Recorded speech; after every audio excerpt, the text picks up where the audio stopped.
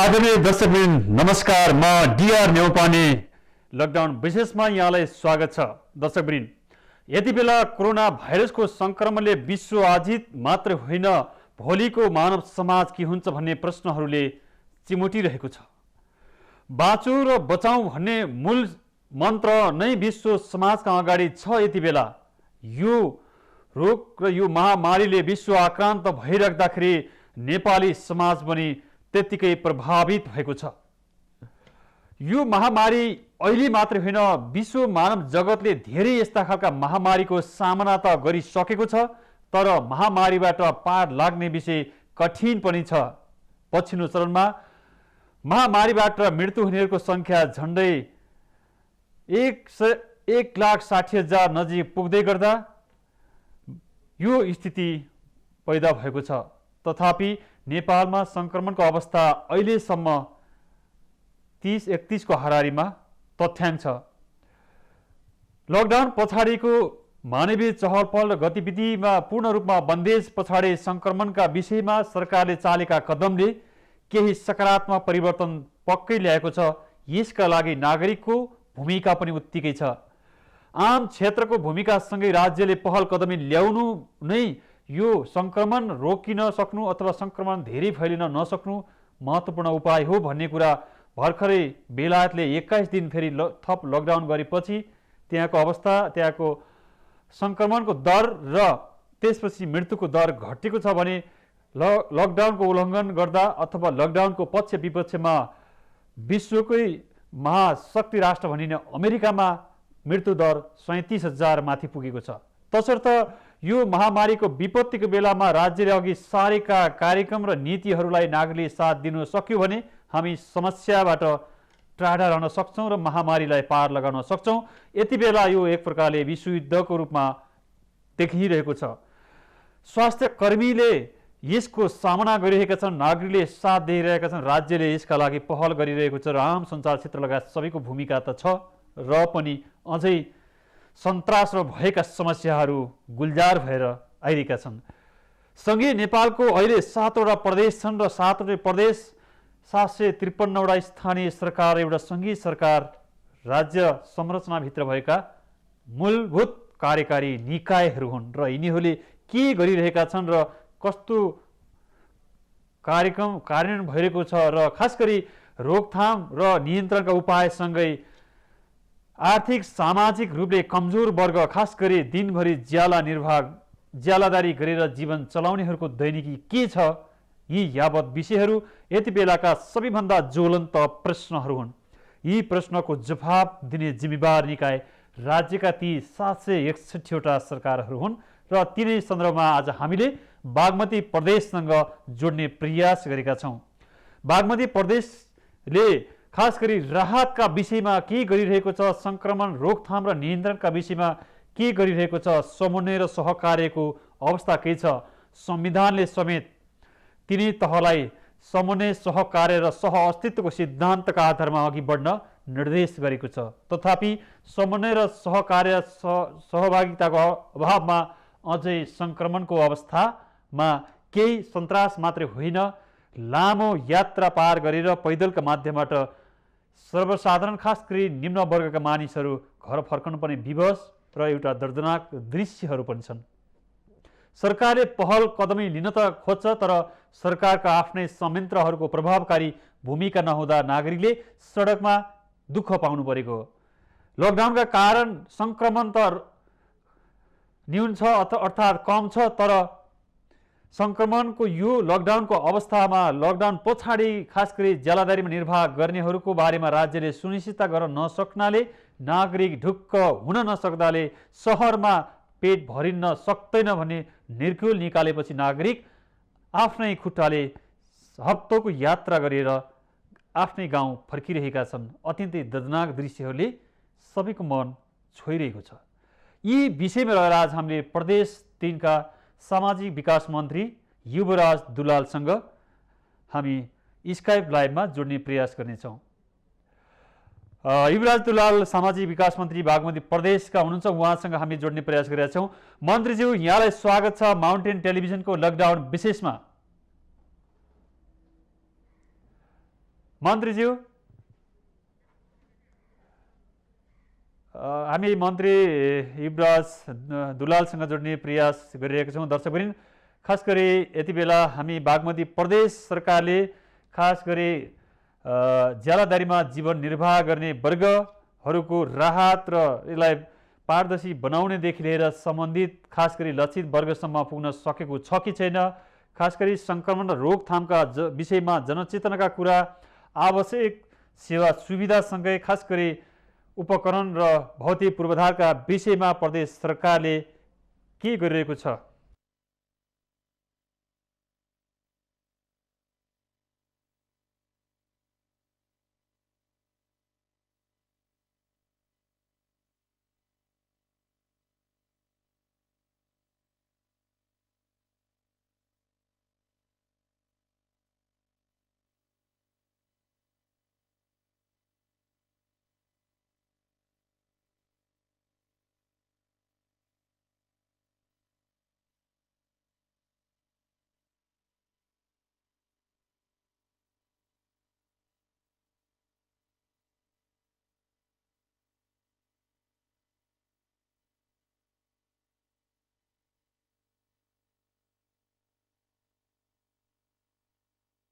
है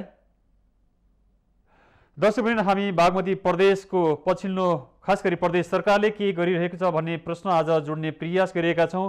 सामाजिक विकास मन्त्रीसँग जोड्ने प्रयास गरिराख्दाखेरि उहाँलाई हामीले खास गरी तपाईँ समक्ष उपस्थित गराउन नसके पनि भूमि व्यवस्था तथा कृषि सहकारी मन्त्री दावा दोर्जे लामालाई हामीले स्काइप लाइभमा जोड्ने प्रयास गरेका छौँ र उहाँसँग समग्र प्रदेश सरकारले के गरिरहेको छ भन्ने विषय हामी जोड्नेछौँ र यो जोड्नको लागि हामी प्रयास गरिरहेका छौँ। दर्शकवृन्द, खास गरी सङ्घीय राजधानी समेत रहेको प्रदेश 3 मानवीय विकासका हिसाबले, बहुआयामी गरिबीका हिसाबले सबैभन्दा सम्पन्न प्रदेशको रूपमा चिनिन्छ। झन्डै 15% भन्दा बढी मानिसहरू मात्रै गरिबीको रेखामुनि, बहुआयामी गरिबीको रेखामुनि रहेको सरकारी तथ्याङ्क छ। विकासका हिसाबले, पहुँचका हिसाबले पनि यो प्रदेशलाई समृद्ध मानिन्छ। तथापि उद्योग धन्दाको धेरै विकास भएको, पर्यटन र कृषि क्षेत्रमा समेत विकास भएकै कारण फेरि यहाँ पनि कृषि मजदुरहरू र उद्योग मजदुरहरू छन्।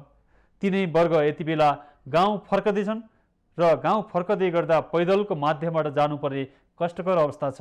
यो अवस्थामा खास गरी प्रदेश सरकारले के गरिरहेको छ भने हामी खोतल्ने प्रयास गर्नेछौँ र हामी जोड्ने प्रयास गरिरहेका छौँ बागमती प्रदेशका भूमि व्यवस्था, कृषि तथा सहकारी मन्त्री दावा दोर्जे लामाज्यूलाई। हजुर हजुर, यहाँलाई माउन्टेन टेलिभिजनको यो लकडाउन विशेषमा हार्दिक स्वागत छ। धन्यवाद। मन्त्रीज्यू, यति बेला लकडाउन छ, लकडाउनको आज धेरै दिन भयो, लगभग झन्डै 4 हप्ताको अवस्था पुग्दाखेरि खास गरी सहरमा ज्यालादारी गरेर जीवन निर्वाह गर्ने वर्गहरू लामो यात्रा गरेर घर पुगिरहेका छन्, जुन दृश्यले सबैको मन छोइरहेको छ। यसका लागि प्रदेश सरकारले के गरिरहेको छ? यो अत्यन्त गम्भीर विषय उठाउनु हो। लकडाउन वास्तवमा नेपाली जनताको सुरक्षाको लागि नेपाल सरकारले लकडाउनको घोषणा गर्नुभयो। त्यसपछि कतिपय टाढा टाढाका चाहिँ तपाईँको काम गरेर बसेका, भाडामा बसेका, ज्याला मजदुरी गर्ने काममा लागेका मान्छेहरू पैदल यात्रा हिँड्न थालेपछि अब 3 दिन अगाडिदेखि उहाँहरूलाई स्थानीय तहसँग र प्रदेशसँगको चाहिँ समन्वयमा उहाँको कुन प्रदेशमा पर्छ, उहाँको कुन चाहिँ नगरपालिका, महानगरपालिका, कुन गाउँपालिकामा पर्छ, त्यो छलफल गरेर उहाँहरूलाई गाडीमा राखेर पुर्याउने व्यवस्था गरिसकेका छ। हिजोबाट त तीव्र गतिमा उहाँहरू लगिराखेका अवस्था छ। उहाँहरूलाई अहिले त्यस्तो समस्या नआउला भन्ने लाग्छ। अब मन्त्रीज्यू, खास गरी सङ्घीय सरकार, प्रदेश सरकार, स्थानीय सरकार बीचको समन्वय, सहकार्य, सहअस्तित्वको सिद्धान्तका आधारमा चल्नु भनेर संविधानले समेत निर्देश गरे पनि स्थानीय सरकार, प्रदेश सरकारहरू आफ्नै ढङ्गले चल्नाले खास गरी यो वर्गले धेरै यति दुःख पाउनु परेको हो भन्ने आम गुनासो छ। यो गुनासोलाई यहाँले कसरी जवाफ दिनुहुन्छ?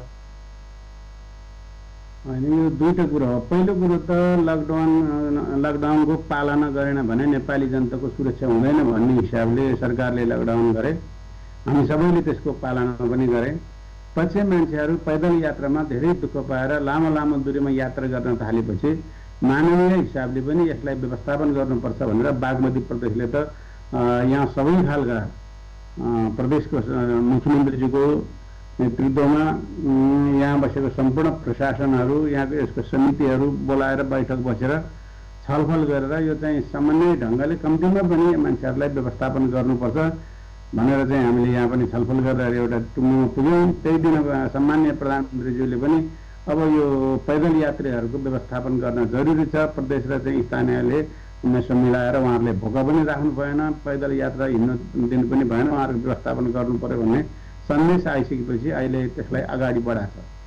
मन्त्रीज्यू, खास गरी अहिले चाहिँ स्थानीय सरकारहरूले खास गरी आफ्नो मतदाताले मात्रै प्राथमिकरण गर्ने र लामो यात्राबाट आउने जुनसुकै नेपाली नागरिक यात्रु होस् त्यो चाहिँ मानवीय नाताले सबैलाई सम्बोधन गर्नुपर्ने सबैको दायित्व हुँदाहुँदै पनि स्थानीय सरकारहरूले आफ्ना मतदातालाई नै प्राथमिकरण गर्ने यो गलत प्रवृत्ति र यो होडले गर्दा मानवीय संवेदनशीलता नदेखिएको भनेर पनि धेरै टिप्पणी हुन थालेको छ। यसलाई यहाँले कसरी व्यवस्थापन गर्न खोजिराख्नु भएको छ या कसरी गरिराख्नु भएको छ? होइन, अब त्यस्तो हुँदैन, कहीँ कतै त्यस्तो भएको भए मिस्टेक हो, मलाई लाग्छ त्यस्तो भएको छैन। मान्छेहरू लकडाउनमा परेर आफ्नो एकदम आत्तिएर मान्छे बाहिर ननिस्केर त्यो गर्न नसके मात्रै हो। अब त्यस्तो रहँदैन फलानाको मतदाता मेरो मतदाता भन्ने कुरै होइन। अब अहिलेको त मानव जाति रहन्छ कि रहँदैन भन्ने बेलामा उसको मतदाता हुने रहेछ। सबैको साझा मतदाता, सबै मान्छेहरू एकअर्कामा बचाउँ, अब एकले अर्कालाई बचाउने अभियानमा लाग्नुपर्ने बेला हो नि त यो। हजुर, जस्तै प्रदेश बागमती प्रदेश तराईदेखि लिएर हिमालसम्म पनि जोडिएको छ होइन। यसका भौगोलिक संरचनाहरू अत्यन्तै विविधता छ, सुगम पनि छ, दुर्गम पनि छ र सँगै राजधानीको पनि भएको प्रदेश, विकासको हिसाबले पनि अन्य प्रदेशभन्दा अगाडि छ। सबै हिसाबले अगाडि हुँदाहुँदै पनि यो प्रदेशका ती सहरमा मजदुरी गरेर जीवन चलाउनेहरूको सहरमा ढुक्कसँग बस्ने अवस्था रहेन। सँगै सरकारले प्याकेजको कार्यक्रम त घोषणा गर्यो 5औं दिनमा पुग्दाखेरि, तर त्यो राहत चाहिँ ती वर्गको हातमा पुग्न नसकेपछि बाध्य भएर उनीहरू चाहिँ आफ्नै खुट्टाले गाउँ जान विवश भएका छन्। यति संवेदनशील विषयमा सरकारले घोषणा गरेका कार्यक्रम पनि किन त्यो वर्गको हातमा पुगेन? यहाँको जवाबदेता के छ त? होइन, त्यो राहतको प्याकेज भनेको नै यहाँ घर नभएको, बाहिरबाट काममा आएको र उसले चाहिँ तपाईँको दैनिक जलाधारीमा काम गरिराखेको, मजदुरमा काम गरेको, कृषि मजदुरमा काम गरेको मान्छेहरूलाई त राहत हो। यो राहतमा त्यही ढङ्गले राहत उपलब्ध गराउने हो। अब राहतमा त्यो ढङ्गले कतिपय धेरै ठाउँमा उपलब्ध भएको छ, कहीँ कहीँ त्यस्तो चर्चाहरू आइरहेछ। यसमा कति सत्यता छ यो उसको अध्ययनको विषय हो। तर अहिलेको अवस्था भनेको जला मजदुरी गर्ने मजदुरहरूलाई नै अब प्राथमिकता दिएर राहतको चाहिँ प्याकेज कार्यक्रम बनाएर आउने कार्यक्रममा पनि जहाँ जहाँ जुन जिल्लामा जुन नगरपालिका गाउँपालिका हुन्छ उनीहरूलाई जहाँ जहाँ बसेको छ उनीहरूलाई राहतको प्याकेज बनाएर दिलाउनुपर्छ। त्यसमा कहीँ कमजोरी नहुने गरी उनीहरूको अब राहत सरकार छ, सरकारले हामीलाई चाहिँ राहत दिएको छ भन्ने कुरा महसुस हुने गरी अगाडि बढ्नुपर्छ भन्ने मान्यता प्रदेश सरकार बागमती प्रदेशले राखेको छ। मन्त्रीजी, यो सैद्धान्तिक हिसाबले निकै सुन्दर छ, सरकारले गर्न खोजेको प्रयास पनि राम्रो छ, तर कार्यान्वयन तहमा जाँदाखेरि खास मजदुर जसले दुःख पाएको छ, जसले चाहिँ लामो यात्रा तय गरिरहेको छ होइन, यस्तो नागरिकले चाहिँ गन्तव्यसम्म पुग्न पाएको छैन भने सहरमा हो बसेको नागरिक त्यस्ता वर्ग छ भने उसले राहत नपाउँदा छटपटाउनु पर्ने अवस्था छ। यहाँले भने जस्तै व्यवहारमा त देखिएको छैन नि, व्यवहार नदेखिएर त नागरिकको यो गुनासो आएको होला नि? होइन, हामीहरूले यो सहयोग गर्नु पर्यो भने कहीँ कतै त्यस्तो खालको एकदमै सहरमा अथवा गाउँमा बजारमा जुनसुकै अवस्थामा पनि राहत पाउनु पर्ने मान्छेहरूले राहत नपाएको अवस्था देख्नुभयो सुन्नुभयो भने यो जानकारी चाहिँ अब पाऊँ। यो जानकारी पाउने बित्तिकै त्यसको राहतको व्यवस्था गर्ने गरी हाम्रो बागमती प्रदेशले माननीय मुख्यमन्त्रीज्यूको चाहिँ नेतृत्वमा सबै सरकारका प्रतिनिधिहरूलाई खटाएको छ। स्थानीय सरकारसँग नि समन्वय भएको छ। हामी उनीहरूलाई भोको राख्ने, भोको मर्न दिने चाहिँ कुनै मूल्यमा गर्न दिँदैन। हामी जसरी हुन्छ राहत पाउनुपर्ने मान्छेहरूलाई राहतको प्याकेज पुग्ने व्यवस्था गर्छौँ। जस्तै स्थानीय सरकारहरूले पनि यो पहल गरिरहेको, प्रदेशले पनि गरिरहेको, सङ्घीय सरकारले पनि गरिरहेको, विभिन्न सङ्घ संस्था निजी क्षेत्रको नि पहल भइरहेको भनिरहेका छ। खास गरी राहतलाई एकद्वार प्रणालीको माध्यमबाट वितरण गर्नुपर्छ भनेर सरकारले भनिराख्दाखेरि राहत बाँड्नेहरूको पनि अस्वस्थ भिड छ। यसलाई यहाँले नियन्त्रण गर्ने कुरा कति प्रक्रिया अगाडि बढाउनु भएको छ अथवा यसलाई व्यवस्थित गर्ने कुरा कसरी गरिराख्नु भएको छ? अब यो राहत लास्टमा हामीले कहाँ पुर्याउने हो भने स्थानीय तहमा पठाउने हो। सङ्घीय सरकारले पनि प्रदेश सरकारले पनि पठाउने स्थानीय सरकारसँग हो, स्थानीय तहसँग हो। स्थानीय तहले त्यसको चाहिँ निष्पक्ष रूपमा छानबिन गरेर कोही पनि मान्छेलाई अन्याय नपर्ने गरी सबै खालको चाहिँ अब राहत पाउनु पर्ने पीडित मान्छेहरूले राहत पाउने गरी एउटा नामावली एउटा लिस्ट तयार गरिसकेका छ। प्रथम चरणको लिस्टमा अब चाहिँ एक चरण बाँडिसक्यो। अब त्यसमा चाहिँ गुनासोहरू के ठाउँमा आएको छ, सबै ठाउँमा आएको होइन, तर अब गुनासो नआउने गरी व्यवस्थापन गरेर राहत चाहिँ दोस्रो चरणको राहतको तयारीमा लाग्दैछ। जस्तै तपाईँको प्रदेशभित्र राहत पाउने वर्ग कति छन् भनेर तपाईँहरूसँग त्यस्तो तथ्याङ्क छ? आउँदैछ अब डिटेलमा चाहिँ सबै अहिले बढ्दैछ त्यो तथ्याङ्कहरू, हिजोभन्दा बढेको छन्। अहिले मैले 2-4वटा नगरपालिका त भन्न सकेला, डिटेलमा आएको छैन होइन। हजुर, डिटेलमा चाहिँ आएको छैन। अहिले चाहिँ जस्तो अब चितवनको राप्ती नगरपालिकामा भन्नुहुन्छ भने लगभग 5300 चन्चुन थियो, अहिले बढेर चाहिँ 6000 कट छ। खैरेनी नगरपालिकामा तपाईँको चाहिँ 3700 चन्चुन थियो, त्यो पनि बढ्छ। क्रमशः अरू नगरपालिकामा पनि त्यसै गरी बढ्छन्। यो चाहिँ तपाईँ बागमती प्रदेशभित्र काठमाडौँमा चाहिँ काठमाडौँबाट मान्छे बाहिर हिँड्यो भने काठमाडौँको अवस्था के रहला भन्न सकिँदैन। धेरै मान्छेहरू बाहिर जाने तयारीमा छ, पठाउँदै पनि छ। अन्त ठाउँमा चाहिँ मलाई लाग्छ घट्ने होइन, बढ्छन्। जस्तै यो तपाईँले आज चाहिँ लगभग 4थो हप्ता पुगिसक्यो लकडाउनको, अहिलेसम्म पनि तपाईँले तथ्याङ्क सङ्कलन गर्नु भएको छैन भने राहत वितरण कसरी पारदर्शी हुन्छ भनेर जनताले सजिलै पत्याउने मन्त्रीज्यू? होइन, यस्तो हो, त्यो राहत सङ्कलनको चाहिँ तपाईँको लिस्ट तयार गर्ने हामीले होइन, लिस्ट तयार गर्ने स्थानीय तहले हो। स्थानीय तहले राहत सङ्कलनको चाहिँ दोस्रो लिस्ट पनि तयार तथ्याङ्क सङ्कलन भइसकेको छ। त्यो चाहिँ तपाईँको त्यो तथ्याङ्ककै आधारमा उनीहरूले नै बाँड्ने हो। जस्तै प्रदेशभित्र हाम्रो प्रदेशमा यति जनसङ्ख्या यति सङ्ख्यामा चाहिँ खास गरी विपन्न र ज्यालादारी वर्गहरू छ, यिनीहरूको लागि हामी यति यति राहत चाहिँ वितरण गऱ्यौँ भनेर त्यसको खास पारदर्शिताको कुरा पनि होला। हामी कति बाँड्दैछौँ, कतिले पाउँछन् भन्ने कुरा त्यसको तथ्याङ्क नभइकन तपाईँले राहत बाँड्ने भन्ने कुरा मात्रै कति चाहिँ यो जायज र सान्दर्भिक होला मन्त्रीज्यू? होइन, हामीले पहिलो चरणमा राहत वितरण गर्दाखेरि त्यो तथ्याङ्क आइसकेको थिएन होइन। अब हामीले के गर्यौँ भन्दाखेरि तथ्याङ्क नआइसकेको अवस्थामा चाहिँ महानगरपालिकालाई त्यो बागमती प्रदेशले चाहिँ महानगरपालिकालाई 20 लाख, उपमहानगरपालिकालाई 15 लाख अनि नगरपालिकाहरूलाई 12 लाख, गाउँपालिकाहरूलाई 10 लाखको दरले तथ्याङ्क सङ्कलन गरेर राहत वितरण गर्नु भनेर हामीले चाहिँ त्यहाँ पठायौँ। त्यसपछि अहिले त्यो उहाँहरूले एक चरण वितरण गरिसक्यो। अबको चरण भनेको दोस्रो चरण हो। यो दोस्रो चरणमा चाहिँ तथ्याङ्क पनि आउँछ अनि अहिले पनि तथ्याङ्क पनि आएको तथ्याङ्ककै आधारमा उहाँहरूले वितरण गर्नुभएको छ। अहिले प्लस थप तथ्याङ्कहरू आउन सक्छ, त्यो तथ्याङ्क आधारमा अरू वितरण हुन्छ। हामी फेरि त्यसको तयारी गर्दैछौँ र हामी राहतको प्याकेज अर्को प्याकेज जाँदैछ। मन्त्रीज्यू, जस्तै यति बेला हामी 2072मा चाहिँ भूकम्पको विपत्ति कुनै हामीले अनुभव गरेका छौँ र हाम्रो कार्य सम्पादनका पद्धति प्रणाली र त्यसले पार्ने प्रभाव, त्यसका सामाजिक र आर्थिक आयामहरूको प्रभाव हेऱ्यो भने पनि जो सन्तोष लाग्ने अवस्था लगभग छैन। अहिलेसम्म पनि भूकम्प पीडितको अवस्था अझै समस्या छ भनेर अझै पनि खबर बाहिर आइराखेको अवस्थामा फेरि कोरोनाको यो महामारीले फेरि थप नयाँ चाहिँ पीडा थपेको छ र यस्तो बेला फेरि राहतकै कुरा हामी गरिराख्नुपर्ने यो व्यवस्था त छ। यस्तो बेला फेरि विगतकै नियति दोहोरिँदैन भनेर आम नागरिकले कसरी ढुक्क हुने? हामीले दुईटा काम गर्छौँ। एउटा काम त हामी मान्छेहरूलाई राहत चाहिँ व्यवस्थित ढङ्गले वितरण गर्नको निम्ति स्थानीय तहलाई जिम्मा दिन्छौँ। हजुर, त्यसको लागि हामीले बागमती प्रदेशले 50 करोड रुपियाँको 50 करोडको विपद व्यवस्थापन समितिमा कोष खडा गरेका छ। हजुर, त्यसपछि हामी अर्को चाहिँ के गर्दैछौँ भने अब कृषिको क्षेत्रमा अहिले तपाईँको चाहिँ धेरै मान्छेहरू लकडाउनबाट घरभित्र छ।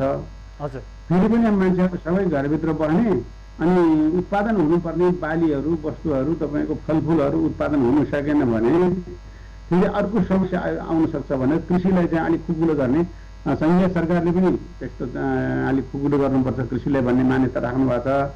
त्यसैले प्रदेश सरकारले त्यो निर्णय गरेको छौँ। अब हामी के गर्दैछौँ घर घरमा घरका परिवारहरू आफ्नो घर आफ्नो बारी आफ्नो खेतमा जाने आफ्नो हिजो जे पेसा गरेका छ टाढा टाढा दूरीमा बसेर सुरक्षित ढङ्गले साबुन पानीले हात राम्रोसँग धुने सेनिटाइजर लगाउने मुखमा चाहिँ तपाईँको मास्क लगाउने त्यसपछि टाढाको दूरीमा बसेर हिजो गर्दै आएको परम्परागत खेती प्रणालीहरू र चाहिँ के गर्न सकिन्छ सकिने कामहरू सबै मान्छे गर्नुपर्छ। मन्त्रीजी मैले यहाँलाई नै रोकेँ, खास गरी यहाँ भूमि व्यवस्था कृषि तथा सहकारी मन्त्री पनि हुनुहुन्छ। हामी भर्खरै चाहिँ यही प्रदेश 3 को भक्तपुरको एउटा किसानहरूको हामी रिपोर्टिङ गरेका थियौँ, जहाँ किसानहरूले चाहिँ आफूले बारीमा उत्पादन गरेका उपज कृषि उपज नै सस्तो मूल्यमा अथवा सडाउनु पर्ने व्यवस्था छ भनेर हामी रिपोर्टिङ गरेका थियौँ। किसानको अवस्था त्यस्तो छ, यहाँहरूले त्यो भनिराख्नुहुन्छ। किसानले उत्पादन गरेको चिज पनि बजारमा जान सकेको छैन, बजारमा यसको हाहाकार छ। यस्तो बेलामा प्रदेश सरकारले के गरिरहेको छ, यसको नियमन गर्ने, यसको अनुगमन गर्ने र किसानलाई ढुक्क भएर उत्पादन गर्नुहोस्, तपाईँको उत्पादन हामी बजारको सुनिश्चितता गर्छौँ भनिदिने कोही पनि नहुँदा किसान चाहिँ निराश भएर फेरि यो विपत्तिमा झन् थप चाहिँ सन्ताप थपेको छ। अनि प्रदेश सरकार स्थानीय सरकारहरू चाहिँ हामी यस्तो गर्दैछौँ भनेर भनिराख्दाखेरि यो बिचको तादम्यता त मिलेन नि मन्त्रीज्यू। होइन, अब तपाईँले एकदमै दीर्घकालीन रूपसम्म एउटा प्रभाव पर्ने खालको सवाल उठाउनु हो। यो सवाल यति गम्भीर सवाल छ, किसानले उत्पादन गर्ने बजार पाएन भने समस्या हुन्छ भनेर हामी अब यो किसानले उत्पादन गरेको बाली वस्तुहरूलाई व्यवस्थापन गर्नको निम्ति हामी तयारी गर्दैछौँ। सम्पूर्ण सबै गाउँपालिकामा पहिला भने हामीले धर्मभागारी भन्ने गर्थ्यौँ, तर अहिले चाहिँ तपाईँको त्यसलाई चाहिँ हामीले अब यो के भनौँ खाद्य भण्डारण एउटा गाउँपालिकामा एउटा नगरपालिकामा एउटा चाहिँ खाद्य भण्डार चाहिँ तपाईँको स्थापना गर्ने, अनि हामी बिउ ब्याङ्कहरू स्थापना गर्ने। त्यसपछि तपाईँको चाहिँ हामी अब किसानलाई यसपटकबाट के शिक्षा पायो भने किसानलाई मलमा, बिउमा, पानीमा, विद्युतमा वास्तवमा चाहिँ सजिलो ढङ्गले चाहिँ उहाँहरूलाई चाहिँ अब ओहो राहत महसुस हुने खालको चाहिँ सरकारले चाहिँ प्रोग्राम लैजानुपर्छ भन्ने मान्यतामा हामी एकदम लागिराखेका छौँ।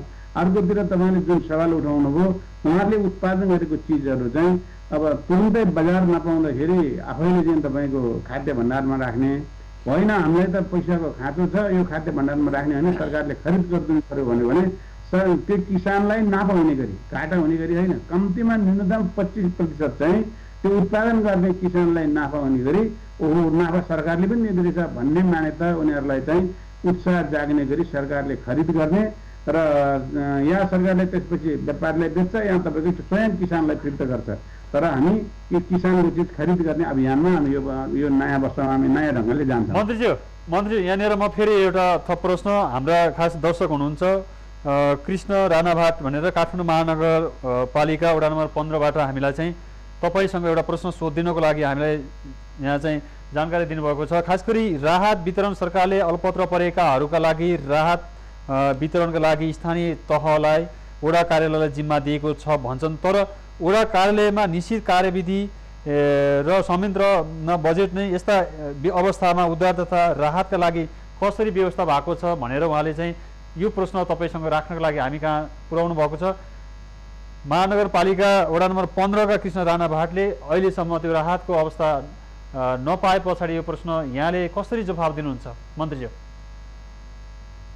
होइन, यो सबै ठाउँमा त राहत त गएकै छ, त्यो राहत चाहिँ तपाईँको चाहिँ वितरण प्रणालीमा कसरी पाएन भन्ने कुरा हो। तर त्यो कोही नपाएर बसिराखेका मान्छे हो भने त्यसको लिस्ट तयार गरेर नपाउने मान्छेहरूलाई पाउने वातावरण हामी सबै मिलेर गर्ने, सरकारले त्यो राहत दिनुपर्छ। होइन, पाउने नपाउने सुनिश्चितताको लागि खास कहाँ चाहिँ नागरिकले कसलाई सोध्ने, कसले यसको जवाफ दिने?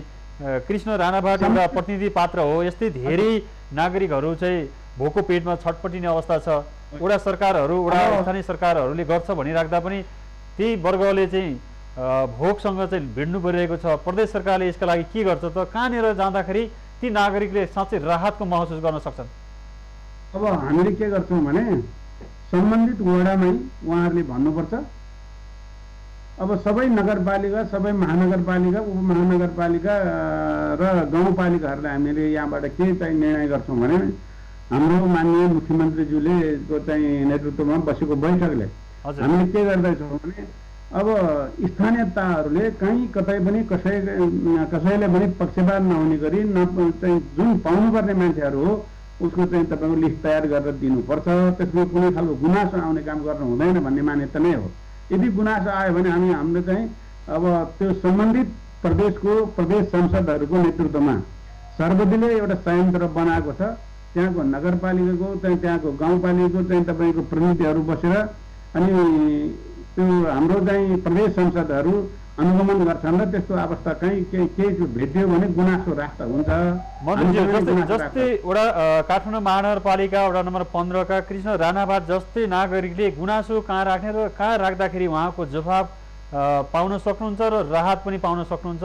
साँच्चै सरकारले ती वर्गका लागि सम्बोधन गरेको छ भनेर अनुभूति गर्न सक्नुहुन्छ। पहिले चाहिँ सम्बन्धित वडाले सम्बोधन भयो भने महानगरपालिकामा महानगरपालिकाले त्यो कुरालाई सुनवाई गरेन भने त्यहाँबाट निर्वाचित भएको सम्बन्धित प्रदेश सभा मान्यलाई चाहिँ फोन गर्ने अनि त्यसपछि तपाईँको छलफल हुन्छ र त्यो तपाईँको सम्बोधन पनि हुन्छ। अनिवार्य गर्नुपर्छ। मलाई लाग्छ आज जुन सवाल उठाउनु हो आगामी दिनमा यो सवाल नउठ्ने गरी हामी लागि परेका छौँ। यो चाहिँ तपाईँको चाहिँ मलाई लाग्छ आगामी दिनमा यो समस्या आउँदैन जस्तो लाग्छ मलाई। मन्त्रीज्यू सब यस्ता वर्गहरूको खास यस्तो व्यक्तिहरूको अथवा जो चाहिँ ज्यालादारीमा जीवन निर्वाह गर्नेहरूको बेलुका बिहान चुलो बल्न गाह्रो छ होइन, चुलो बल्न गाह्रो छ र हाम्रो सरकारी प्रक्रियाहरू हेऱ्यो भने लम्बे तान छ। यस्तो प्रक्रियाबाट चाहिँ पुग्दाखेरि चाहिँ राहत पाउनु पर्यो भने पनि होइन हप्तौँ लाग्ने स्थिति छ भनेपछि नागरिकले यसको प्रत्याभूत गर्नको लागि एकदमै द्रुत गतिमा यस्ता सेवाहरू हुनुपर्थ्यो होला नि। यो प्रक्रियागत तरिकाले जाँदाखेरि त उसको चुलो नै बल्नेवाला छैन। यस्तो अवस्थामा पनि प्रदेश सरकारले पनि फेरि यसलाई प्रक्रियामा लम्बितान बनाइदियो भने के हुन्छ होला नागरिकको दैनिकी? होइन त्यस्तो हुन नदिने, त्यो हुन नदिने सुनिश्चितता के छ यहाँहरूसँग? हामीसँग यो संयन्त्र छ जसले यति द्रुत गतिमा चाहिँ त्यस्तो नागरिकको लागि उद्धार गर्छ, राहतको सुनिश्चितता गर्छ भनेर यहाँले हाम्रो टेलिभिजन मार्फत ती आम दर्शकलाई सिधा जवाब चाहिँ के दिनुहुन्छ? होइन सिधा जवाब त के हो भने अब जो मान्छेहरू साँच्चै नै तपाईँको चाहिँ किनेर खान नि पैसा छैन, आफूले उत्पादन गरेको चाहिँ तपाईँको बाली पनि छैन, घरमा धान पनि छैन, मकै पनि छैन, तपाईँको चाहिँ चामल पनि छैन, तरकारी पनि छैन, जुन अवस्था आएर चाहिँ तपाईँको चाहिँ अहिले जुन तपाईँले गुनासोहरू सुनाउनु भएको छ। हजुर अब त्यो गुनासो आउन नदिने गरी हामी प्र्याक्टिसमा अहिले तपाईँसँग जे कुरो भएको छ मैले अब यस्तो यस्तो समस्या आएको छ भन्ने कुरा माननीय मुख्यमन्त्रीज्यूलाई डिटेलमा जानकारी गराउँछौँ। त्यो त हाम्रो बागमती प्रदेश मार्फत देशभरि पनि जाओस् यो समस्या होइन। यो समस्यालाई सम्बोधन गर्ने जिम्मा सरकारको हो, 3 तहको सरकारको हो। सङ्घीय सरकारले पनि प्रदेश सरकार र स्थानीय सरकारलाई निर्देशन दिने हो। प्रदेश सरकारले यो गुनासो नआओस् भनेर अब स्थानीय तहलाई निर्देशन सहितका बजेटको व्यवस्थापन गरेर पठाउने हो। त्यसका मलाई लाग्छ आगामी दिनमा चाहिँ यसको व्यवस्थापन हुन्छ, गुनासो नआउने हामी अगाडि बढ्छौँ। कृष्ण राणाभाट जस्ता नागरिकले अब प्रदेश सरकारबाट त्यो द्रुत गतिमा राहतको अनुभव गर्न पाउनुहुन्छ। यहाँले चाहिँ यो प्रतिबद्धता व्यक्त गर्न सक्नुहुन्छ? एकदम बिल्कुल। कृष्ण राणाभाटजीलाई चाहिँ अब मेरो टेलिफोन नम्बर पनि दिनुभयो हुन्छ, उहाँसँग म टेलिफोनमा पनि कुराकानी गर्न चाहन्छु पछाडि। हुन्छ मन्त्रीज्यू, यो प्रतिबद्धता यहाँको कार्यान्वयन होस्। म फेरि अर्को अघिको प्रसङ्ग फेरि कृषिकै प्रसङ्ग जोड्न चाहन्छु। यहाँ भूमि व्यवस्था कृषि तथा सहकारी विकास मन्त्री पनि भएको कारणले अब विश्वको अर्थव्यवस्था विश्वको आर्थिक संरचनाहरू अवयवहरूमा ठुलो परिवर्तन आउनेवाला छ र त्यसै गरी नेपालको अर्थतन्त्रमा पनि यसले ठुलो प्रभाव पारिसकेको छ। खास गरी मुख्य गरी कृषि क्षेत्र हाम्रो लागि सबैभन्दा प्राथमिकरणका विषय हो। तर यो विपत्तिमा उपभोक्ताले सही मूल्यमा उपभोग गर्न पाउन सक्ने अवस्था छैन भने किसानले आफ्नो उत्पादन बजारमा सहज तरिकाले बेच्न सक्ने अवस्था छैन। सरकारले सावधानीपूर्वक कृषि क्षेत्रमा उत्पादन बढाउनु पर्छ भनेर भनिराख्दाखेरि पनि किसानले ती आफ्ना उत्पादनहरू सहज रूपले बजारमा बेच्न पाएका छैनन्। ती उपजहरू चाहिँ सडेर जाने अवस्था छ, सस्तो भाउमा बेच्नुपर्ने बाध्यता छ। यस्तो बेला प्रदेश सरकारले के गरिरहेको छ? म फेरि यो प्रश्न यहाँसँग राखेँ। यो फेरि तपाईँले दोहोऱ्याउनु हो, ठिक छ। किसानले उत्पादन गरेको तरकारीहरू खेर जान नदिनुको निम्ति हामी भरमग्दुर विभिन्न खालको प्रयास गरिराखेका छौँ। र हामीले त्यहाँ अहिले काठमाडौँको क्षेत्रमा यो काठमाडौँ भक्तपुर ललितपुरमा हजुर उत्पादन भएको तरकारीहरू त्यहाँ मात्रै होइन, त्योभन्दा बाहिर उत्पादन भएको तरकारीहरू पनि हरेक घरमा सहज ढङ्गले पुगोस् भन्ने हिसाबले व्यावसायिक मान्छेहरूलाई तपाईँहरूले सस्तो सुलभ र स्वास्थ्यवर्धक ढङ्गले काम गर्नुहोस् भन्ने कुरा हामीले राखेका छौँ र उहाँहरू प्र्याक्टिसमा अगाडि यहाँ आफै सहकारी मन्त्री पनि हुनुहुन्छ। सहकारीहरूले चाहिँ यो माध्यम अथवा यो मध्यस्थकर्ताको भूमिका खेल्न सक्छन्, तर सहकारीहरूको यहाँ कहीँ पनि भूमिका देखिएन। सहकारी भनेको चाहिँ पैसा उठाउने र पैसा उठाएर लगानी गर्ने र खालि नाफा मात्रै जोड्ने भयो। नाम कृषि सहकारी संस्था, काम चाहिँ यो कृषिसँग सम्बन्धित भन्दा पनि असम्बन्धित चिजहरूमा गरिरहेको अवस्था चाहिँ धेरै दृष्टान्तहरू हामी प्रसारण पनि गरेका छौँ। यस्तो बेलामा सहकारीहरूलाई यहाँले नियमन गर्नुपर्छ, अनुगमन गर्नुपर्छ, उनीहरूले यो बेलामा खास भूमिका देखाउन सक्नुपर्छ है। होइन भने त्यस्तो सहकारीहरूको चाहिँ मूल्याङ्कन गरिनेछ भन्ने तरिकाले यहाँहरूले एक्सन लिन त सक्नुहुन्छ होला नि। यो पहलितासँगै संरचनाले नयाँ व्यवस्था पनि गरेका छ, तपाईँहरूले अधिकार पनि छ अनुगमन नियमन गर्नका लागि। बिल्कुल तपाईँले जुन सवाल उठाउनु भयो, हामीले प्रदेशको यो बागमती प्रदेशको सहकारी ऐन निर्माण गर्दा पनि हामीले के व्यवस्था गरेका छौँ भने अब सबै सहकारी चाहे बचत तथा ऋण सहकारी संस्था होस् चाहे कृषि सहकारी संस्था होस्, ऊ चाहिँ उत्पादनमुखी हुनुपर्छ र व्यावसायिक हुनुपर्छ। यो कसैलाई ब्याज दिएर ब्याजमा चाहिँ तपाईँको चाहिँ ब्याज असुल ऋण लिएर ब्याज असुल मात्रै गर्ने होइन, त्यसले आफूलाई आत्मनिर्भर हुने गरी उत्पादनमुखी काममा लगाउने गर्नुपर्छ भन्ने कुरा हामीले ऐनमा व्यवस्था गरेका छौँ। त्यसपछि त्यो हरेक सहकारी संस्थाहरू व्यावसायिक पनि हुनुपर्छ र सरकारसँग मिलेर उत्पादनमुखी काममा हरेक जनतालाई लगाउनुपर्छ, त्यसको मान्यतामा चाहिँ अगाडि बढ्नुपर्छ भन्ने हिसाबले ऐन व्यवस्था भएको छ।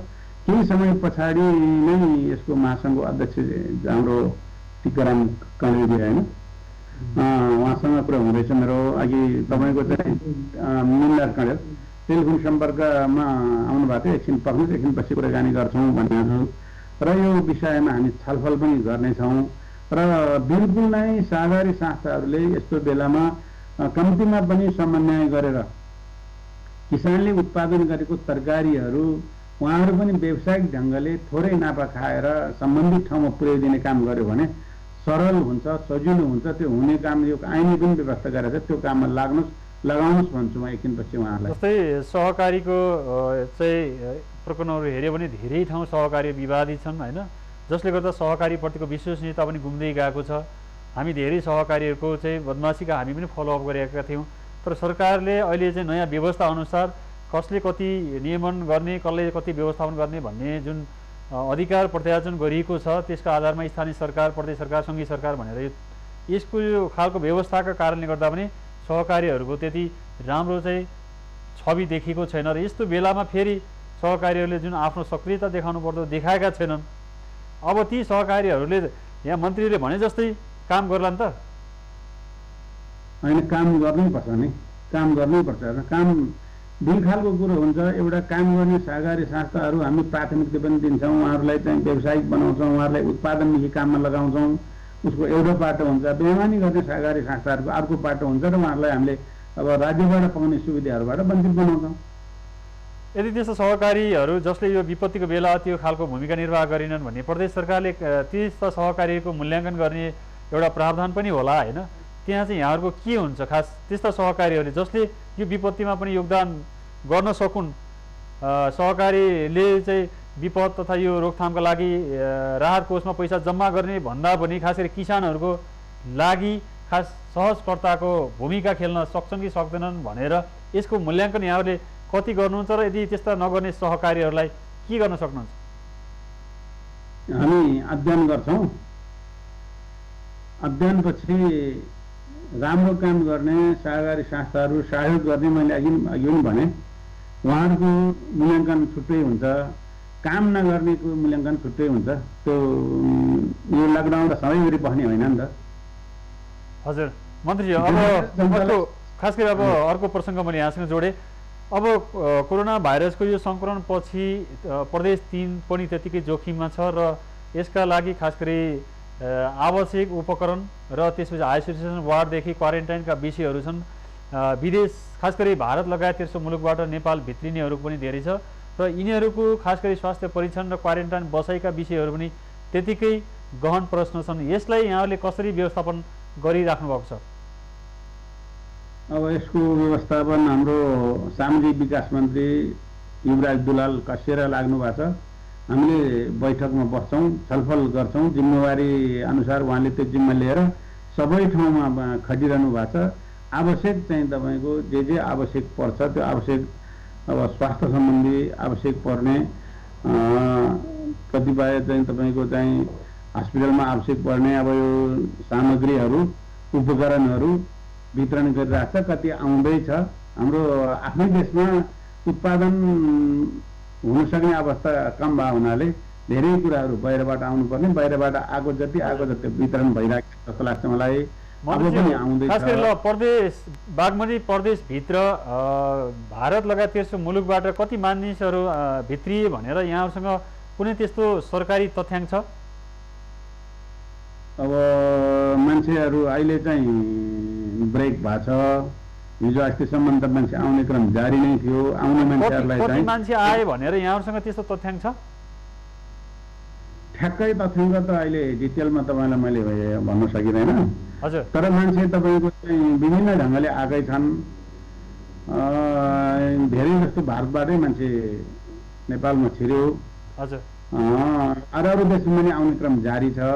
त अहिले चाहिँ बन्द भएको छ र यो बन्दले चाहिँ केही हदसम्म मलाई लाग्छ अब यो जुन अहिले चाहिँ लकडाउन भएको छ सबै देशमा, आफ्नो देशमा लकडाउन गरिसकेपछि त के हुनुभयो भने एकअर्कामा चाहिँ आउन नपाउने परिस्थिति सिर्जना भयो।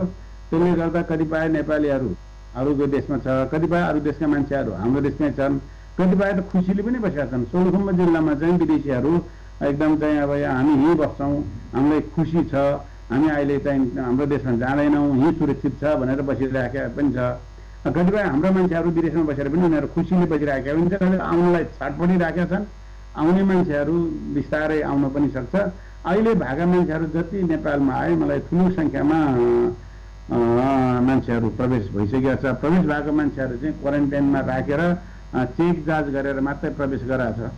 मन्त्रीज्यू, हाम्रो खास गरी बागमती प्रदेशभित्र क्वारेन्टाइन कति छन्, हाम्रो आइसोलेसन वार्डहरू कति छन्, खास गरी प्राथमिक उपचार केन्द्रदेखि लिएर स्वास्थ्य सम्बन्धी जति खालका चाहिँ संस्थाहरू हुँदै खास गरी अब भोलि परीक्षण गरिने कुरा पिसिआर लगायतका विषयहरू पनि त्यतिकै छन् होइन। सङ्घीय राजधानी समेत भएको यो प्रदेश बागमतीमा खास गरी हाम्रा चाहिने उपकरणदेखि लिएर जनशक्तिको अभाव अथवा व्यवस्था कसरी भइराखेको छ, या अभाव छ या पर्याप्त छ? यो त पर्याप्त कहाँबाट हुने अभावै छ। बाँकी डिटेल चाहिँ त तपाईँले सामाजिक विकास मन्त्री युवराजजीलाई नै सोध्नुपर्छ होइन। हजुर। त्यसले गर्दाखेरि तपाईँलाई डिटेल चाहिँ डाटाहरू आउँछ। अब दिनदिनै तपाईँको फरक डाटाहरू भइराखेको हुन्छ। अब अहिले भनौँ न भर्खरै अहिले चाहिँ यो उदयपुरमा चाहिँ 12 जना र चितवनमा 2 जना प्लस भएर 30 जना सङ्क्रमित भयो नि त। हजुर। फेरि आजभोलि अरू डाटा आउन सक्छ। त्यही त्यो डाटाहरू हाम्रो सामाजिक विकास मन्त्रीज्यूसँग छ, एकपल्ट सम्पर्क गर्नु होला। अनि हामीसँग पनि छ, हिजो अस्तिको मात्रै डाटा सुनाएर अर्थ छैन, नयाँ आइसक्यो नि त। त्यस कारणले यो डिटेलमा चाहिँ उहाँसँग एकपल्ट सोध्नुहोस्। तर मलाई के लाग्छ भने अब यो उपकरणहरू जति आयो त्यो वितरण भइरहेछ, पर्याप्त भएको छैन। बाँकी आउनुपर्ने कुरा माग गरेको छ र आउँदैछ। हजुर। जस्तै अब फेरि म यहाँ अलिकति थोरै राहतको विषयमा यहाँको प्रतिबद्धता सहितको राख्नको लागि प्रदेश बागमती प्रदेशका ती विपन्न वर्ग, ज्यालादारी वर्ग जसले दिनभरि श्रम गरेर बेलुकाको पेट भर्नुपर्ने उसको दैनिकी छ, त्यस्ता वर्गको लागि आश्वस्त हुने आधारहरू प्रदेश सरकारसँग के छन् र यहाँसँग हामीले कुरा गरिसके पछाडि ती नागरिकले त्यो अनुभूति गर्न सक्ने आधार के दिन सक्नुहुन्छ? आश्वस्त हुने आधार चाहिँ हामीले एउटा 2टा समिति बनाएको छ। एउटा समिति चाहिँ विपद व्यवस्थापन समिति बनिएको छ। त्यो विपद व्यवस्थापन समिति चाहिँ हाम्रो कानुन मन्त्री शालिग्राम जमर कँडेलको चाहिँ अध्यक्षतामा बनिएको छ। हजुर। त्यो व्यवस्थापन समितिको चाहिँ त्यो विपद व्यवस्थापन समितिमा 50 करोड रुपियाँ बजेट व्यवस्था गरेको छ। हजुर त्यसले त्यो बजेट के को लागि व्यवस्थापन गरे हो भन्दाखेरि त्यो सबै चाहिँ तपाईँले जुन सवाल उठाएर मान्छेहरू भोका छन्, मान्छेहरू खान पाएको छैन, मान्छेहरू एकदम पीडित भएर आत्तिएर बसेको छन् भन्नुभएको छ नि, त्यही मान्छेहरूलाई भोका नराख्नको निम्ति त्यो विगत व्यवस्थापन कोषमा बजेट राखेको हो। अर्को चाहिँ स्वास्थ्य सम्बन्धी चाहिँ व्यवस्थापन गर्न सामाजिक विकास मन्त्री हाम्रो चाहिँ युवराज दुलाको चाहिँ नेतृत्वमा एउटा समिति गठन गरेको छ। उहाँले के गर्नुहुन्छ भन्दाखेरि स्वास्थ्य उपकरणदेखि लिएर अघि नै तपाईँले सोध्नु भएको जुन प्रश्न थियो, अब कहाँ कहाँ कुन अवस्था छ, कतिवटा क्वारेन्टाइन छ, आइसोलेसन कुन अवस्थामा छ, बिरामी कति छ, उपचार निको भएर फर्केको कति छ, बिरामी हुने अवस्था के छ, सङ्क्रमण कतिसँग छ, अनि भारतबाट कति आएछ, अरू देशबाट कति आछन्, अवस्था के हो, यो सबै कुरा अध्ययन गर्नको निम्ति उहाँको नेतृत्वमा एउटा टिम बनेको छ। दुईटा टिमले गर्दाखेरि एउटा चाहिँ मान्छेलाई स्वास्थ्य उपचारतिर ध्यान दिने, हजुर सुरक्षित चाहिँ तपाईँको व्यवस्थापन गर्नको निम्ति, अर्को चाहिँ अति आवश्यक त मान्छेहरू भोगमरीमा नपरोस् र मान्छेहरूलाई राहत वितरण गर्नुपर्छ भन्ने मान्यताले समिति गठन गरेका छौँ। हामी मान्छेले भोगमरी पनि हुनु दिँदैन, मान्छेलाई तपाईँको चाहिँ स्वास्थ्य उपचार पाएन भन्ने पनि तपाईँको चाहिँ नहुने गरी हामी सजिलो सहज र व्यवस्थापन मिलाउने गरी एउटा दुईटा टिम बनेको छ। यो टिमले काम गर्दैछन्। हजुर मन्त्रीज्यू, खास गरी बागमती प्रदेशको समग्र अहिलेको अवस्था र खास गरी क्वारेन्टाइन लगायतका उपकरणसँगै राहत र लामो यात्रा पैदल यात्रा तय गरेर घर पुग्ने ती वर्गको बारेमा यहाँले महत्त्वपूर्ण विचार राखिदिनु भयो र हाम्रो टेलिभिजन मार्फतबाट जुन खालको प्रतिबद्धता व्यक्त गर्नुभएको छ यो कार्यान्वयन चरणमा जान सकोस् भन्ने हाम्रो शुभेच्छा र यो आग्रहसँगै यहाँलाई महत्त्वपूर्ण समय दिनुभयो, त्यसका लागि धेरै धेरै धन्यवाद। ल, तपाईँको टेलिभिजन मार्फत बागमती प्रदेशका जनताहरूको अवस्था र यहाँ तपाईँको चाहिँ राहतको व्यवस्थापन, त्यसपछि तपाईँको उपचारको अवस्था के छ भनेर तपाईँले जुन सोध्नुभयो, यहाँ जे जति कुरा मैले जानकारी गराउने अवसर तपाईँले प्रदान गर्नुभयो, त्यसको लागि तपाईँलाई र तपाईँको टिमलाई हार्दिक धन्यवाद दिन चाहन्छु। दर्शकवृन्द, उहाँ हुनुहुन्थ्यो बागमती प्रदेशका भूमि व्यवस्था कृषि तथा सहकारी मन्त्री दावा दोर्जे लामा। उहाँसँग हामीले समग्र बागमती प्रदेशको राहतका कार्यक्रम कसरी सञ्चालन भइरहेका छन्, राहत वितरणको पारदर्शिता, जवाबदेतासँगै खास गरी उपकरण र क्वारेन्टाइन आइसोलेसन लगायतका समग्र विषयमा हामी कुराकानी मात्रै गरेनौँ। कृषि र कृषि क्षेत्रमा किसानहरूले भोगिरहेका समस्या, बजार र उपभोक्ताहरूले खेपिरहेको शास्तिसँगै प्रदेश सरकारको जवाब माग्ने प्रयास गऱ्यौँ। पक्कै पनि यो प्रतिबद्धताले भोलिका दिनमा बागमती प्रदेशमा नागरिकले अनुभूति गर्ने अवस्था सुनिश्चित होस् भन्ने आशा र अपेक्षा राख्दै आजको लकडाउन विशेषबाट म प्रस्तुता डिआर नेउपानेसहित हाम्रो टिमलाई पनि बिदा दिनुहोस्। सत्य, तथ्य र निष्पक्ष समाचारका लागि माउन्टेन टेलिभिजन हेर्दै गर्नुहोला। नमस्ते।